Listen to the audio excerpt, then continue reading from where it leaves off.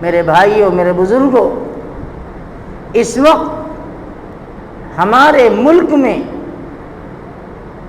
بالخصوص مسلمان بڑی آزمائش میں مبتلا ہے۔ امتحان کی کسوٹی پر قدم قدم پر پرکھا جا رہا ہے۔ یہ امتحان، اس کے پیچھے اللہ تعالیٰ کی کیا حکمت و مصلحت ہے یہ تو وہی جانتے ہیں، لیکن ایک بے چینی ہے، دکھ درد ہے کہ کلمے والی امت محمد الرسول اللہ صلی اللہ علیہ وسلم کی یہ امت آج کیسی کیسی آزمائش اور امتحان میں مبتلا ہے۔ کہیں املاک، کاروبار، مکان دکان، اس کی تباہی ہے، تو کہیں مدارس، مساجد یہ نشانے پر ہیں۔ حالات کسی سے چھپے ہوئے نہیں ہیں، ایک بے چینی ہے ملک میں، اور ہر درد مند انسان کے دل میں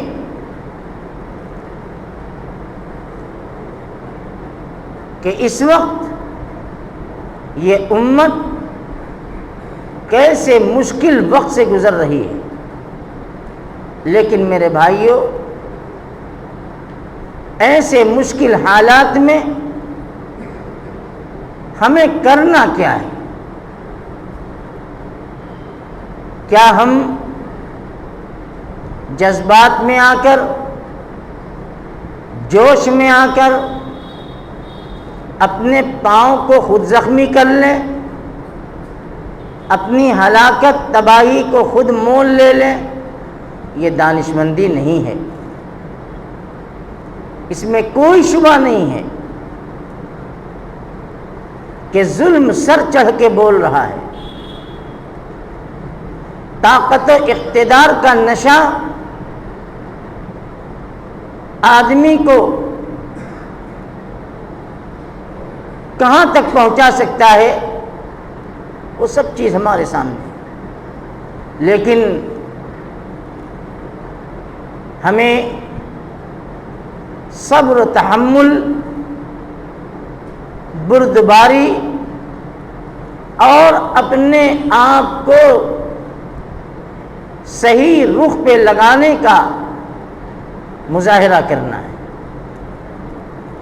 دین کی رسی کو ہمیں مضبوطی سے پکڑنا ہے، اور اسباب کے درجے میں جہاں تک ہمارے بس میں ہے ان اسباب کو اختیار کرنا ہے، اور پھر اس کے بعد اللہ پر بھروسہ کر کے نتیجہ مسبب الاسباب کے حوالے کر دینا ہے۔ کوشش سے پیچھے نہیں ہٹنا ہے، اور ظاہر ہے کہ یہ وہی کر سکتے ہیں جو اس میں مبتلا ہیں اور جو اس کی صلاحیت رکھتے ہیں۔ ہر ایک کے بس کی بات بھی نہیں ہے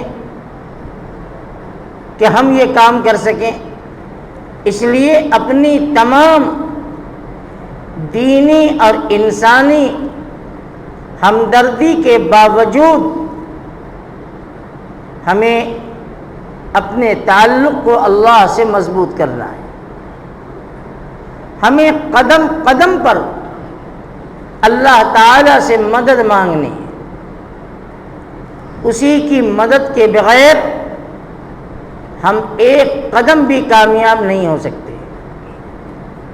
کیا ہوگا، نتیجہ کیا نکلے گا، ہم نتیجے کے ذمہ دار نہیں ہیں، جو اللہ کو منظور ہوگا وہ ہوگا، لیکن ہم اپنے تعلق اور رشتے کو ایک طرف اپنے اللہ اپنے خالق سے مضبوط کریں، اور دوسری طرف ہمیں جو انسانیت کا، امن کا کی ہدایت اور تعلیم دی گئی ہے، ہم اس پر مضبوطی سے قائم رہیں۔ یہ بات کسی سے چھپی نہیں ہے، سب دیکھ رہے ہیں، سب بے چین ہیں، سب کے اندر ایک انجانا سا خوف ہے، دل دکھا ہوا ہے کہ کیا ہو رہا ہے اور آئندہ کیا ہوگا۔ بس یہ سمجھ لو کہ ہوگا وہی جو منظور خدا ہوگا، لیکن کوشش ہونی چاہیے، اللہ سے مدد مانگنی چاہیے۔ آزمائشیں، امتحانات ہمیشہ آئے ہیں اور یہ امتحان آتے رہیں گے۔ ہمیں صبر و عزیمت کے ساتھ، پورے ہوش و حواس کے ساتھ، پوری دانشمندی اور عقل مندی کا ثبوت دیتے ہوئے ہمیں اپنے تعلق کو اللہ سے مضبوط کرنا ہے۔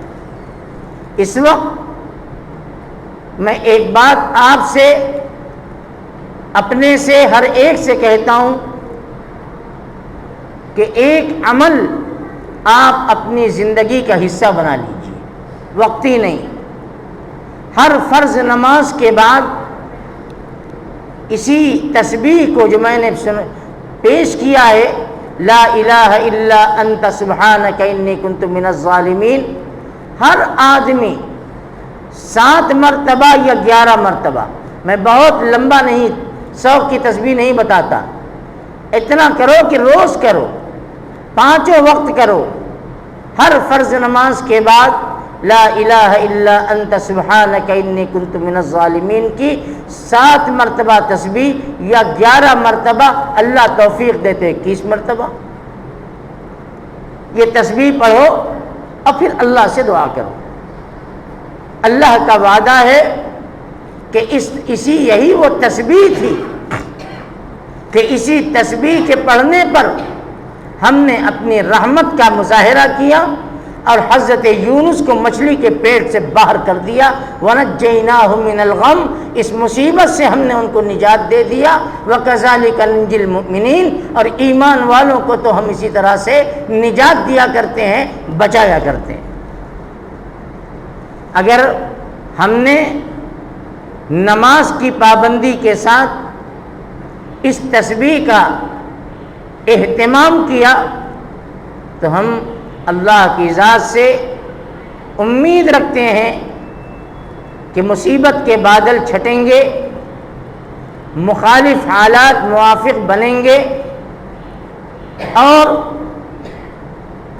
مسلمان اپنی مذہبی پہچان کے ساتھ اس ملک میں، اس دنیا میں باقی رہے گا، کبھی ختم نہیں ہوگا۔ لیکن ہم اپنے اعمال کا سدھار کریں، اپنے تعلق کو اللہ سے جوڑیں، اس تسبیح کو ہم پابندی کے ساتھ پڑھتے رہیں، یہ نہیں کہ جب تک مشکل ہے تب تک اپنی زندگی کا حصہ بنا لو۔ جس طرح سے آپ فجر کی نماز کے اور عصر کی نماز کے بعد اذان کے سلام کے بعد تسبیح فاطمہ پڑھتے ہیں، سبحان اللہ، الحمدللہ، اللہ اکبر کی تسبیح 100 مرتبہ پڑھتے ہیں، اس میں یہ 7 اور یا 11 کا عدد ملا لو اور ہمیشہ پڑھو۔ اللہ آپ کی ذاتی مشکل بھی اس کے ذریعے دور کرے گا۔ بیماریاں، مصیبتیں، کاروبار کا نہ چلنا، پیسوں کا نہ آنا، ساری کوشش کے باوجود کامیابی کا نہ ملنا، اللہ تعالیٰ نے اپنے کلام میں بڑی برکت رکھی ہے۔ بس یقین اور بھروسے کے ساتھ، اعتماد کے ساتھ کہ اللہ کے کلام میں بڑی طاقت ہے، اللہ کے کلام میں بڑی تاثیر ہے۔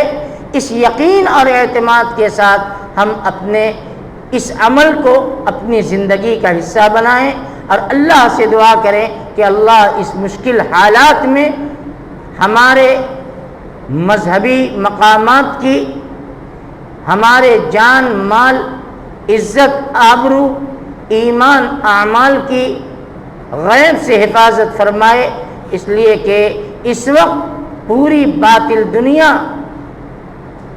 پورے عالم کے اندر ہمیں نشانہ بنا کر ہمارے جذبات سے کھلواڑ کر رہی ہے، جذبات کا خون کر رہی ہے، زندگی مشکل بنا رہی ہے، لیکن وہ انسانی ہاتھ ہے۔ جب خدا کا ہاتھ پڑے گا اور خدا کا ہاتھ آ جائے گا تو نہ ظالم بچیں گے نہ اس طرح سے فتنہ پرور بچیں گے۔ اللہ اپنے مظلوموں کی، بے کسوں کی، بے بسوں کی اسی طریقے سے حفاظت کرتا ہے اور اللہ کا وعدہ ہے کہ ہم حفاظت کریں گے۔